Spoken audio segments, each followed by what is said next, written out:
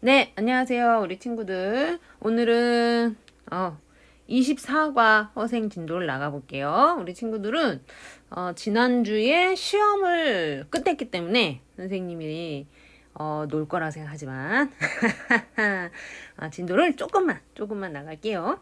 어차피 이 오늘 보는 이 허생 얘기는 뭐 어렵지 않아요. 우리 친구들이 무슨 옛날 얘기처럼 들으시면 되고, 무엇보다 이 허생은 정말 중요한 우리 고전 소설이기 때문에 고등학교 가면은 국어 시간에 배우거든요. 그래서 오늘은 허생 이야기를 선생님이 어떤 내용인지 소개하는 그 정도로만 짧게 수업할게요. 그리고 우리 친구들 성적 다 확인했죠? 그죠? 예. 수행평가는 지난주 월요일 날 낸 것까지 일단은 처리를 했고요. 그 다음에 우리 친구들 일단 기말고사를 아주 잘 봤어요. 선생님이 평균 50점만 넘자 막 이랬는데 75점인 반이 있어요. 75점은 선생님 생각지도 못했던 점수기 때문에 선생님 굉장히 기쁜 마음이고, 우리 친구들한테 사탕이라도 하나 돌려야 되지 않을까. 그 75점 넘은 반은 선생님 그렇게 생각하고 있어요.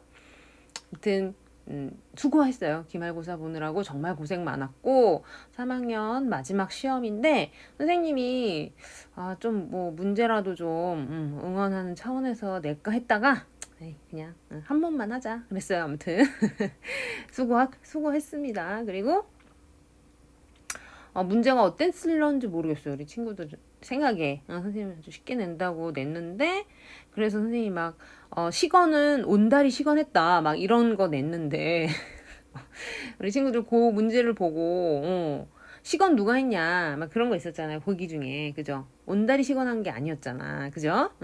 그런 거는 좀 우리 친구들이 사실 그 이야기에 온달 나오지도 않잖아요. 평강공주랑 아빠 이야기지, 그지? 평강의 이야기고, 온달은 나오지도 않으니까 우리 친구들이 조금만 생각했으면 바로 그 1번이 오답이었다는 걸 알 텐데, 우리 친구들 좀 그런 식으로 풀라고 선생님은 문제를 냈는데, 아무튼 100점도 많이 맞았고 정말 고생 많이 했습니다. 전반적으로 평균이 높아서 선생님 아주 기분이 좋았어요. 네, 수고했어요. 이 허생은 어떤 사람이냐? 글만 읽었던 가난한 선비 허생이라고 하는 사람이에요. 그러니까 여기에서 다 나왔어요. 글만 읽었어요. 이 사람은 진짜. 지금 우리가 보는 요 생각이 꿈틀꿈틀은 박지원의 양반전이라고 하는 책이에요. 그래서 이 당시에 양반들에 대한 어떤 풍자와 해악이 굉장히 잘 드러나 있어요. 그래서 당시에 이 양반의 그 지위를 돈으로 사고 팔았던 그런 사회상을 좀 이렇게 풍자를 했고, 근데 양반은 하면 안 되고 뭘 하면 안 되고 막 그거를 되게 어이없는 양반의 덕목이 전혀 그런 게 아닌데, 양반을 거래를 하면서 양반이란 지위를 거래를 하면서 뭐 밥 먹을 때 국 먼저 먹지 않는다, 뭐 걸을 때 어떻게 걷지 않는다, 막 이런 정말 양반이라고 생각했던 이 부자였던 상인이, 굉장히 부자인 상인이 이 양반을 넘겨받으면서 이제 관아에서 그런 조목을 따질 때 너무 어이가 없는 거야. 그러니까 이 상인이 아유 나 양반 안 해 하고 그 거래를 물렸던 그런 이제 좀 해악이 풍자가 있는 그런 책인데, 그 책을 쓴 이 박지원이라고 하는 조선 후기의 실학자예요. 양반이고 굉장한 집안, 노론 집안의 사람인데, 이 당시 이제 우리나라 이 사람은 뭘로 유명하냐면 북학파. 그러니까 그 당시 중국인 청나라를 배우자라고 하는 그런 대표적인 사람이었어요. 근데 우리나라가 청나라한테 당했잖아. 뭘 당했어? 그죠? 인조가 어떻게 했어요? 그 남한산성에서 이마를 막 피가 날 정도로 막 찌으면서 막 절하고 이러면서 우리가 그 병자호란에서 굉장히 강한 센 굴욕을 당했단 말이야. 그래서 청나라를 이기자 하면서 이 북벌론이 굉장히 북쪽으로 정벌하자, 북쪽인 청나라를 정벌하자라는 북벌론이 굉장히 이 당시 양반 사이에서 유행했는데, 이 박지원은 그 당시 청나라인 수도 연경에 여러 번 사신단으로 따라가면서 이 청나라의 굉장히 발달한 문물을 보게 됩니다. 그러면서 이 사람 박지원은 북학을 강조해요. 북학, 북벌이 아니라 북학, 북쪽 청나라를 배우자. 그래서 북학파인 이 박지원이 그러면서 이 청나라가 이렇게 부유하게 잘 살았던 그 당시 청나라는 굉장한 선진국이죠. 그죠? 전 세계에 어디에다 내놔도 부끄럽지 않은 굉장한 그 뭐랄까 선진국, 진짜 경제적으로 정말 거의 이제 전 세계에서 손가락 안에 꼽는 굉장한 부자 나라였어요. 청나라가. 근데 이제 청나라, 그러니까 중국은 그 당시 너무 자기네 나라 안에서도 물산이 풍부하다 보니까 세계로 나가는 걸 잘 안 했지. 그죠?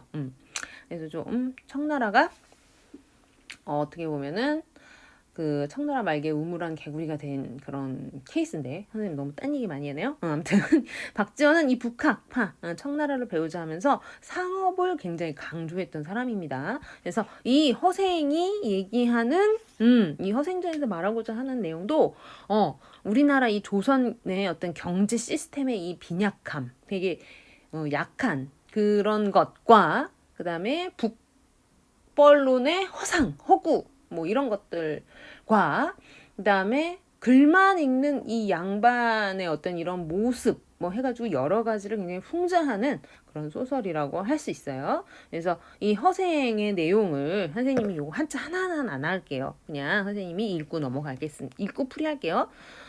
허생이 엄권기활, 그러니까 책을 덮으면서 일어나 말하기를, 이 앞 내용이 뭐냐면 이 허생이 너무너무 가난한 거야. 너무너무 가난해서 부인이 이제 삭바느질로 바느질로 이제 그 집안을 꾸려 나가는 거야. 근데 이 아내는 너무 힘들지. 남편은 양반이고 막 이런데 너무 가난하니까 이 아내는 너무 힘들어서 남편한테 돈 좀 벌어오라고 막 이렇게 야단을 쳤어요. 그러면서 근데 이제 허생은 내가 결혼하면서 일단 10년간 책을 읽는다고 했는데 아직 7년밖에 안 됐다. 나 3년 더 책 읽어야 돼. 3년 더 읽고 나서 내가 그때는 내가 경제를 책임지고 그때는 내가 출세할 수 있다. 이렇게 얘기를 한 거야. 근데 이제 당장 부인은 너무 힘들죠. 그래가지고 이 아내의 그 차라리 도둑질이라도 해라 이 얘기에 책을 덮고 일어났습니다. 일어나 말하기를 석호라 아쉽다 애석하다 이러죠 우리. 애석하다. 오 독서에 내가 책을 읽을 때 이건 독서라고 해요. 책을 읽음에 본래 10년을 기약했다. 이게 기약, 약속 이런 뜻이에요. 10년을 기약했는데, 그러니까 10년 읽기로 했는데 지금 7년 됐다. 7년이 됐구나. 내가 이제 7년밖에 못 읽어서 3년 남았는데 아쉽다. 더 읽었으면 내 학문이 완성됐을 텐데 이런 의미예요. 근데 여기서 이미 어때요? 그죠? 양반이 10년을 책만 읽어. 돈 안 벌고 여기서부터 선생님은 여기서부터 좀 허생 좀 먹어야 돼. 그쵸? 가장이 돼가지고 돈을 안 벌어옵니다. 여기서부터 양반의 그런 무의도식 아무리 학문에 정진을 한다고 하지만 이런 부분도 우리가 생각해 볼 부분이에요. 이 당시 양반의 어떤 이런 경제의 어두운 이런 모습을 살짝 박지원이 보여주고 있는 거죠. 그래서 출문 이거 문을 나서서 그러니까 문 밖으로 나가 걸어가는데 어딘가를 가고 있는데요. 근데 무상식자라 서로 아는 사람이 없는 거야. 그죠? 서로 아는 이게 알다 싶거든요. 무상식자라 서로 아는 사람이 없다.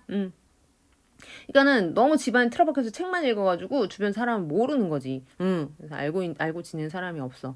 그래서 직지 곧장 어디로 운종가로 갔어요.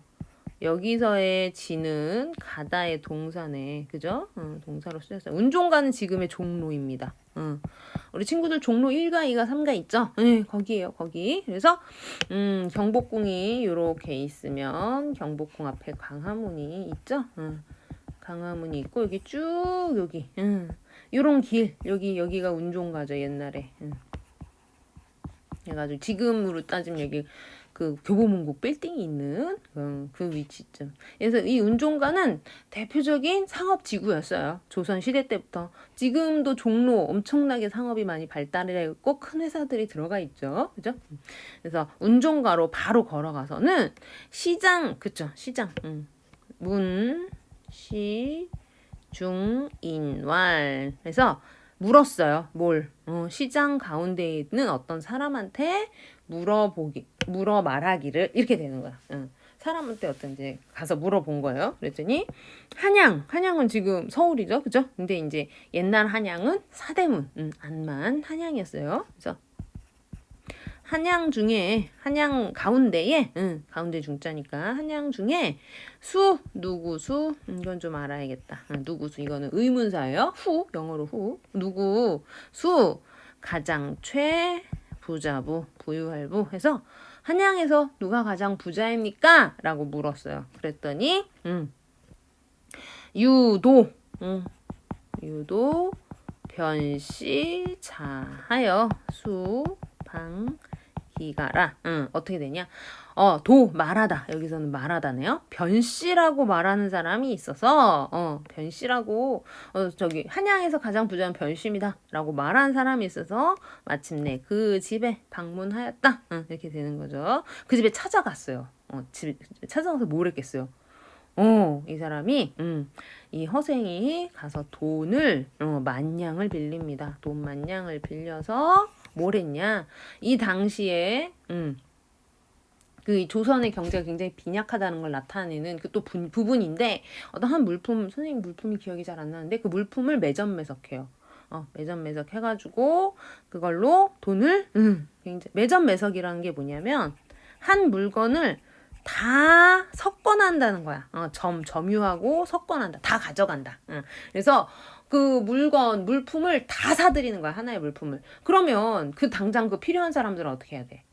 그쵸? 살 수가 없잖아. 그러니까 이 매점 매석한 사람이 어떻게 해야 돼요? 그걸 높은 가격으로 몇 배로 뻥튀기해서 팔아도 그걸 당장 필요한 사람 어떻게 해야 돼? 그냥 살 수밖에 없는 거야. 그러니까 이 허생이 이렇게 해서 돈을 엄청 법니다. 엄청 벌어. 이렇게 하면 안 되지 사실은. 근데 우리나라 대기업 대부분 다 매점 매석까지는 아닌데, 이런 걸 독점이라고 하죠. 그죠? 매점 매석하는 거. 우린 독점, 과점 해서 독과점 형태가 되게 많아요. 우리나라. 그죠? 큰 통신사 3개밖에 없잖아요. 물론 알뜰 통신사 많이 생겼지만 그 알뜰 통신사 생기기 전에는 3개밖에 없었어요. 통신사, 핸드폰 요금. 그래서 굉장히 사실 비싼 요금 쓰고 있죠. 그죠? 그다음에 물론 가전제품도 그래. 가전제품도 작은 중소기업 되게 많지만 어때요? LG, 삼성이 거의 독과점 형태인 거죠. 우리나라. 그런 건 되게 많이 드러나는 게 정유, 석유, 주유소 우리나라 몇 개 안 돼요. 그죠? 그다음에 제일 심한 거 빵. 선생님이 이걸 욕하려고 하는 건 아니에요. 근데 우리나라 현재 경제 현상이 그래요. 거의 파리바게뜨랑 이제 뚜레쥬르가 물론 작은 동네 빵집들도 있지만 거의 파리바게뜨가 거의 다 먹었죠. 그죠? 빵값은 매년 아주 비싸지고 있습니다. 그죠? 이런 비싼 거예요. 독과점을 하다 보면 이런 거예요. 이렇게 해서 허생이 돈을 굉장히 많이 벌어서 그래서 어느 한 섬을 삽니다. 무인도를 사요. 그래가지고 허생이 같이 가서 나랑 같이 저 섬에 가서 농사 안 질래? 해가지고 농사를 져요. 농사를 크게 짓고 그 당시에 마침 흉년이 들었던 일본한테 비싸게 그 식량을 팔아가지고 만냥에서 10만냥으로 아마 뻥튀기를 했을걸요. 매점 매석해서 그 다음에 또 그 곡식을 팔아서 50만냥 만들었을 거야 아마. 기억이 정확할까요? 내가? 아무튼 엄청나게 돈을 많이 벌어서 일단 이 최부자한테 가가지고 자기가 돈 번 거 10배로 그러니까 빌렸던 만냥에서 10배로 갚고 그다음에 나머지 돈 그러니까 40만냥은 어떻게 바닷속에 버리죠. 왜냐?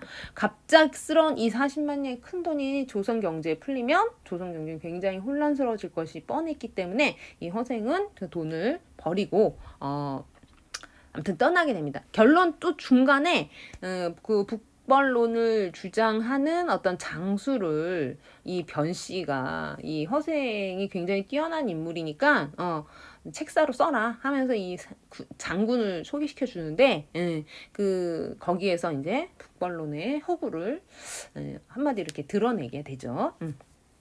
그래서 허생은 어떤 양반의 무능도, 그지? 근데 이제 일단 돈을 벌긴 벌었어. 그러니까는 완전 그렇게 무능하지는 않다는 걸 또 입증을 하긴 했지만 일단은 책을 7년이나 아무것도 안 하면서 벌었다는 거 이거부터가 좀 그렇죠. 그죠?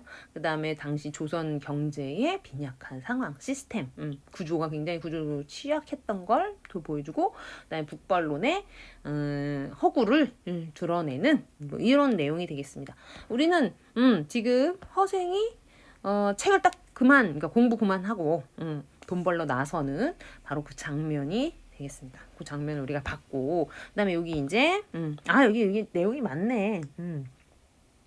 내용이 다 있네요. 그쵸? 우리 친구들이 요 허생전의 줄거리를 잘 한번 읽어보시기 바랍니다. 이거 고등학교 올라가면 우리나라 국어 교과서가 많죠. 아마 종류 자체 굉장히 많지만 거진다 이 허생전은 실려 있을 거예요.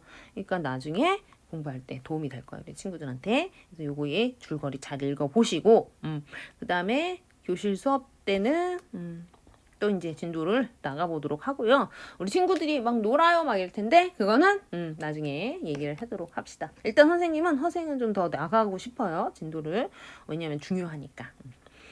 우리 요 교과서 뒷부분 이 허생전 있는 거랑 그 다음에 우리 훈민정음 있는 거랑 너무 좋은 것 같아요. 이 부분은 그래서 우리 친구들이 일단 오늘은 여기까지 허생전의 줄거리를 다뤄봤습니다. 수고하셨어요.